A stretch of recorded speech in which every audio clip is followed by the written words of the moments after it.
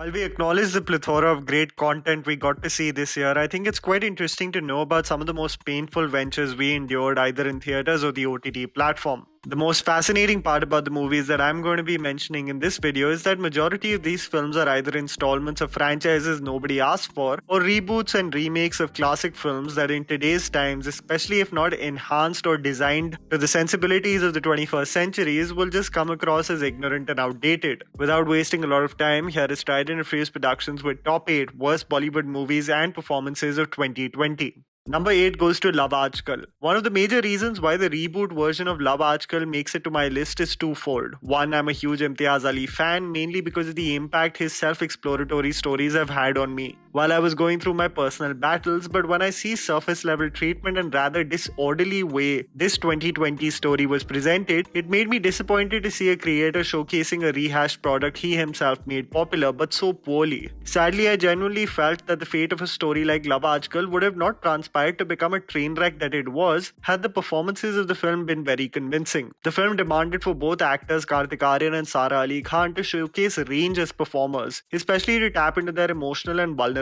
sides. While Kartik was a hit and a miss throughout the film, Sara completely faltered to communicate the internal conflict of Zoe. Convincing performances of Randeep Hooda and Arushi Sharma could not rescue this sinking ship, and audiences eventually were left with the same reactions that they had when they saw the trailer, a little confused and utterly disappointed. Number 7 goes to Baghi 3, an installment no one wished for, but the Indian masses, with their money resulting into massive box office collections of the previous film, made sure that the creators had enough confidence to rip off another Tamil film with Baghi 3. The remake of the 2012 film Vettai, Baghi 3 worked with the same formula as its previous films. Take an already successful model, transport it to a different location, make sure you cater the story to the image of the action star Tiger Shroff, and the Indian audience will come pouring into theaters. Baghi 3, however, transitioned into testing the intelligence of the Indian audience, almost mocking it by showcasing a story that is borderline insane. Send a docile brother for paperwork to Syria who gets kidnapped, and well, let's make it a one-man versus an entire Syrian rogue group that has all the ammunition and arms maybe any capable army in the world possesses. A landscape where there is an ongoing civil war, considered to be one of the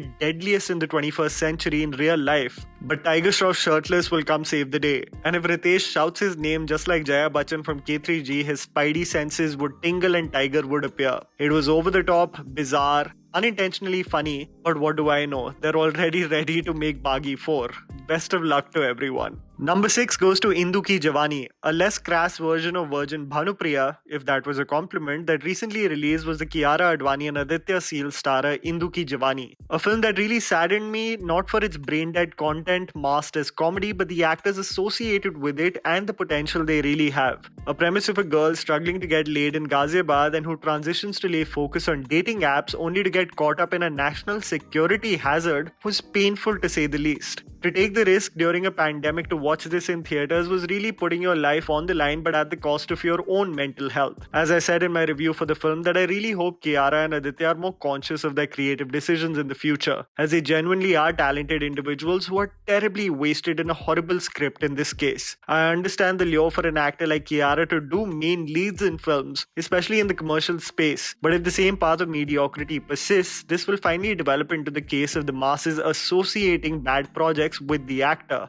This one was truly forgettable. Number 5 goes to Mrs. Serial Killer. A film that falls into the category of being so bad that it's good was undoubtedly the Shirish Kundar directed film Mrs. Serial Killer. With some of the most hilarious dialogues and posed as a thriller, which turned out to be an unintentional comedy, Mrs. Serial Killer really made audiences wonder what exactly did Netflix see when they greenlit the project. When you have action sequences where pollen is being thrown and a girl goes full-on Liu Kang mode from Mortal Kombat, literally flying in the air as if being her own version of a Nainital Krish, and the capability to even make an artist like Manoj Bajpayee overact, then you know this film deserves to be on the list of ventures we want to forget about. Presented as Jacqueline's foray into serious acting, it definitely should have led to the actors and creators to go back to the drawing board and understand that they are totally disconnected from what is considered to be compelling cinema. Number 4 goes to Lakshmi. The remake of the Raghav Lawrence film starring Akshay Kumar in the lead role was destined to be mocked by fans for two reasons. The pitch at which the original Tamil film was presented in 2011 suited the commercial treatment which was the norm of the time. And secondly, the effectiveness of the same pitch for a straight digital release is a clear example of a product being presented in a place where there aren't willing customers to purchase it. Lakshmi was over the top, loud, and annoying. Many viewers pausing it in several moments to catch a breather. While in moments it does make you wonder whether it would have financially worked as a theatrical release, many of its moments catered to single screen sensibilities. Lakshmi on Disney Plus Hotstar was definitely a fish out of the ocean, trying to understand its bearings. Sharat Kelkar's powerful performance also could not save this venture from drowning. Number 3 goes to Sadak 2. One of the ventures where I honestly had no idea what to expect was the Mahesh Bhatt directed film Sadak 2. What is technically set 30 years after the original film, we find Ravi Kishore Verma grieving the loss of his wife and the unforeseen journey he embarks upon with Alia Bhatt and Aditya Roy Kapoor. What follows is a cult keeping characters brainwashed, owls that attack on command, cult leaders roaming around half naked, and a character named Dilip Hathkata who doesn't have a hand. Wow.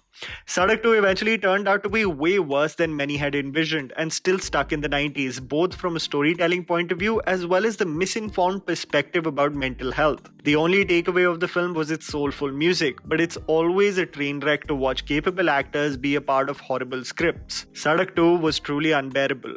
Number 2 goes to Coolie Number 1. Something that is fresh in everyone's memory is the recently released film Coolie Number 1. I mean, what can I say now that I have not already stated in my review? The true test of the Indian audience actually progressing from such crass cinema would have been if the movie released in theatres. As the film is a digital release and has been panned by everyone and deservedly so, I think we can only wait and watch when there is some form of normalcy to really understand if we have truly grown up and can reject such dated, unfunny and offensive written material. Coolie Number 1 is another case of talented children being associated with projects of their parents more due to the relationship and banking on the nostalgia of the original films rather than what should dictate anyone signing on the dotted line: the story. Coolie Number 1 has to be one of the most embarrassing ventures of 2020. And number 1 goes to Virgin Bhanupriya. Unbearable is an understatement regarding this film. The movie stands for everything socially problematic. I'll just make my point by verbatim telling you about two scenes. A best friend advises the girl desperate to lose her virginity on how to get freaky in bed. She tells her, thoda feminine type behave karna, आधी रस्सी खींचना, आधी छोड़ देना, otherwise interest चला जाता है. Translation is basically don't say yes or no. Consent गया तेल लेने. In another scene, when the main character goes in a panic mode, she asks for more advice. The best friend tells her, hold his hand, और अगर बात ना बने, attack कर दे साले पे. The concerned main character asks, do you want me to rape him? To which the girl says, तूने कभी लड़का का रेप सुना है? अबला भी हम है, तबला भी हम ही बजाएंगे. The film is the accurate representation of what we want to forget about Hindi cinema. It's crass, vulgar and socially irresponsible. It annoyed and infuriated me that these films get funding and get promoted. Honestly, no one should go through this. And that was the video, guys. Write down in the comments below what, according to you, were the worst films of 2020. Please don't forget to follow me on Instagram. The handle's right in front of you. Follow me at JammyPants4. Also, please support us by smashing the like button and subscribing to our channel for weekly content ahead. Thank you for watching.